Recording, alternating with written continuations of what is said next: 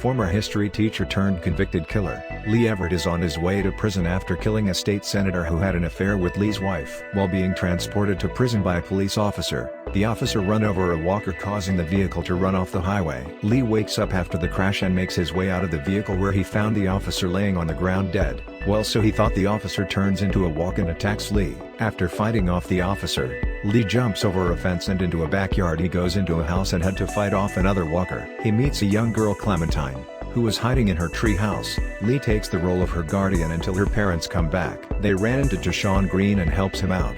Sean takes Lee and Clementine to his family farm after narrowly escaping some walkers. The next day Lee meets Kenny Katyaa and their young son, Duck. While Lee makes himself useful around the farm, Duck accidentally ran over Sean with a tractor. After failing to rescue Sean from being eaten by the walker, Lee, Clementine and Kenny's family was thrown out of the farm by Sean's father, Herschel Green. They all left together and heads to Macon, Georgia, where they meet up with a group of survivors held up in a drugstore which is owned by Lee's parents. There is a conflict with one of the survivors, Larry, who gets a heart attack and requires medication from a nearby pharmacy. One of the survivors, Glenn, goes to a motel to see what he can salvage. Unfortunately, he gets trapped. Lee and Carly, a former news reporter, goes to rescue Glenn. Glenn hears a stranded woman in a room and tries to help her, but Irene reveals that she is bitten and wants to commit suicide.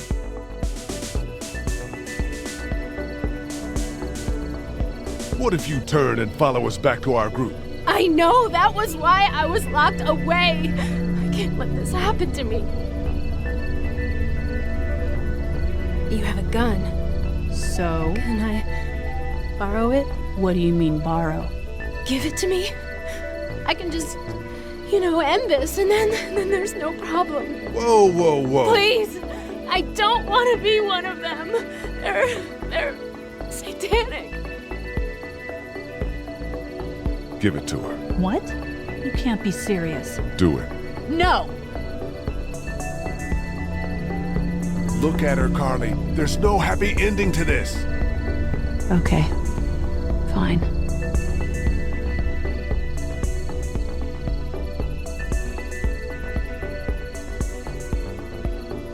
Thank you so much. I know how terrible this must be. We can't watch this. Let's go. We can't go yet. What? Why not? Because somebody needs to pick up the gun. Can't leave it. You two go on. Okay. You sure? Yeah.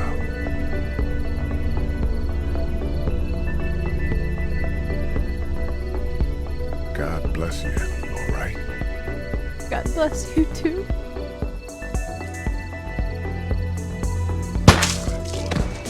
When they return to the drugstore and Lee figures that his parents were killed by walkers, Carly, who knows Lee's secret, confronts him, but she kept his secret from the others.